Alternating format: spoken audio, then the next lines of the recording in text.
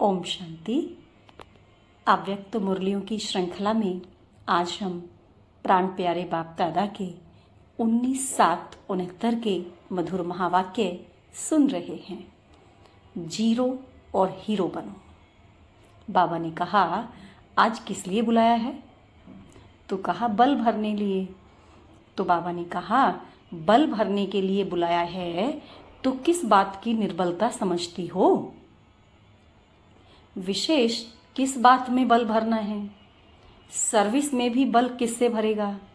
वह तो अपने में कितना बल भरा है वह सिर्फ देखना है। आप सभी का नाम ही है शिव शक्ति, तो शक्तियों में शक्ति तो है ही।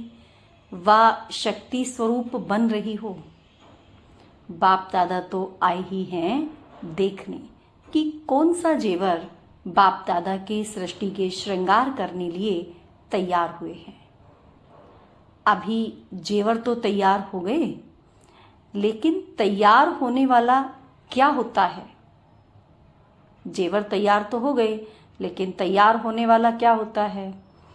पॉलिश। तो अभी सिर्फ पॉलिश होनी है, माना तैयारी पूरी हो गई है, जेवर तैयार है, जेवर पर सिर्फ पॉलिश होनी बाकी है। तो मुख्य बात जिसकी पॉलिश होनी है वह यही है, सभी को ज़्यादा से ज़्यादा अव्यक्त स्थिति में रहने का विशेष समय देना है। अव्यक्त स्थिति की पॉलिश ही बाकी रही है। आपस में बातचीत करते समय आत्मा रूप में देखो। आपस में किसी से भी बातचीत करते समय एक दूसरे को आत्मा रूप में देखो। शरीर में होते हुए भी आत्मा को देखो। यह पहला पाठ है, इसकी ही आवश्यकता है। जो भी सभी धारणाएं सुनी हैं उन सभी को जीवन में लाने लिए यही पहला पाठ पक्का करना पड़ेगा। यह आत्मिक दृष्टि की अवस्था प्रैक्टिकल में कम रहती है। सर्विस की सफलता ज़्यादा निकले तो उसका भी मुख्य साधन यह है कि आत्म स्थिति में रहे सर्विस करनी है। तो पहला पाठ ही पॉलिश है, इसकी ही आवश्यकता है। कब नोट किया है कि सारे दिन में यह आत्मिक दृष्टि स्मृति कितनी रहती है? इस स्थिति की परख अपनी सर्विस की रिजल्ट से भी देख सकते हो। यह अवस्था क्षमा है। क्षमा पर परवाने न चाहते हुए भी जाते हैं। तो बाबा ने कहा, आप सभी टीचर तो हो ही, बाकी टीचर से क्या बनने के लिए भट्टी में आए हो? आप लोग बहुत सोचते हो, परंतु है बहुत सहज।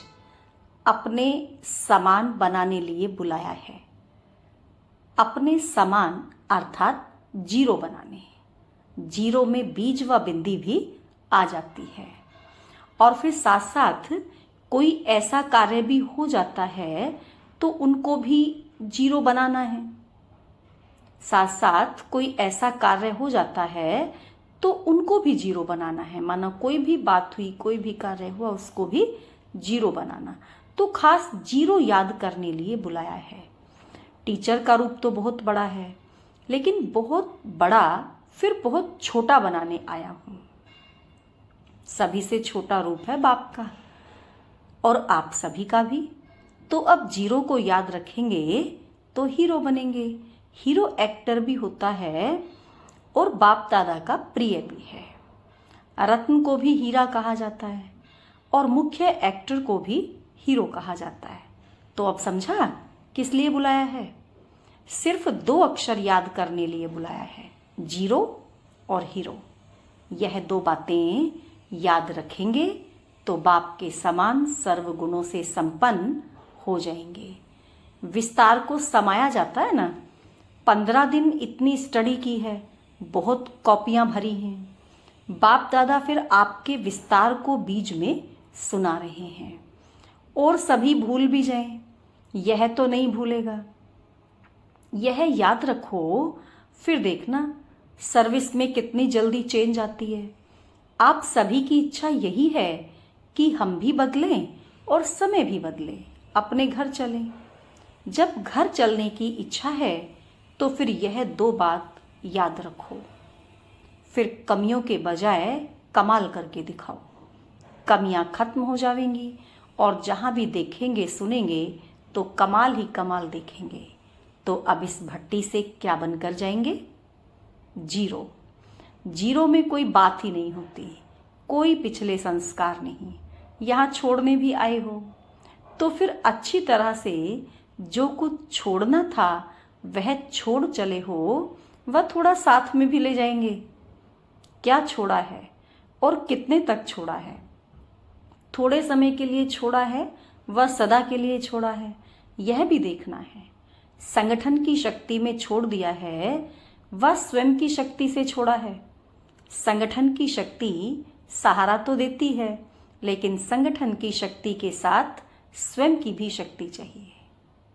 जब भी जो छोड़ा है वह सदा काल के लिए। बाप दादा को आप सभी प्रिय तो हो ही, क्योंकि बाप भी तुम बच्चों की मदद से कार्य करा रहे हैं, तो कार्य में मददगार होने वाले प्रिय तो रहते ही हैं। लेकिन मददगार के साथ हिम्मतवान कहाँ कम बनते हैं। मददगार तो बाबा ने कहा अच्छे हो, लेकिन कई बारी हिम्मत कम होती है। यहाँ हिम्मत छोड़ देते हैं। अगर हिम्मत हो तो मदद जरूर मिलेगी, तो इसलिए मददगार के साथ कुछ हिम्मतवान भी बनो। छोटी छोटी बातों में हिम्मतहीन नहीं बनना है। हिम्मतवान बनने से फिर आप सभी की जो इच्छा है वह पूर्ण होगी। अभी हिम्मत की आवश्यकता है। हिम्मत कैसे आएगी? हर समय, हर कदम पर, हर संकल्प में बलिहार होने से। हिम्मत कैसे आएगी? हर समय, हर कदम पर, हर संकल्प में बाबा ने कहा बलिहार होने से। जो बलिहार होता है उसमें हिम्मत ज्यादा होती है। तो जितना जितना अपने को बलिहार बनाएंगे उतना ही गले के हार में नजदीक आएंगे। अभी बलिहार होंगे, अभी तो बलिहार होंगे, फिर बनेंगे प्रभु के गले का हार। अभी बलिहार होंगे, फिर बनेंगे प्रभु के गले का हार। अगर बलिहार बनकर के ही कर्म करेंगे तो दूसरों को भी बलिहार बनाएंगे, जिसको वारिस कहा जाता है। अभी प्रजा बहुत बनती है, वारिस कम बनते हैं। जितना बहुत बनाएंगे उतना ही नजदीक जाएंगे। तो अब वारिस बनाने का प्लान सोचो। अच्छा, ओम शांति।